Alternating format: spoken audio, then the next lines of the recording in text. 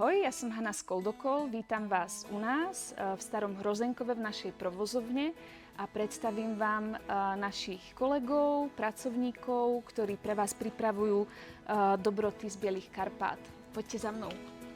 Toto je Tonda, ahoj. Ahoj. A Tondo, aký je tvoj najobľúbenejší Koldokol produkt? No určitě šot, rakitníkový šot.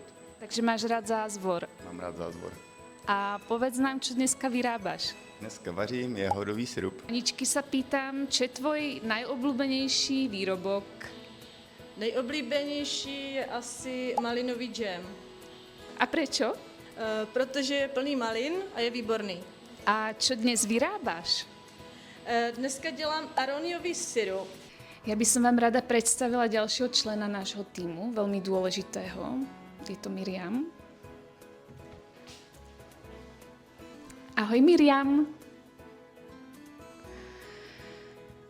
Aký je tvoj najobľúbenejší Koldokol produkt, Miriam?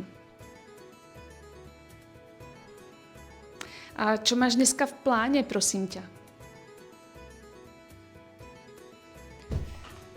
Miriam dneska nemá náladu. Poďme niekam inam.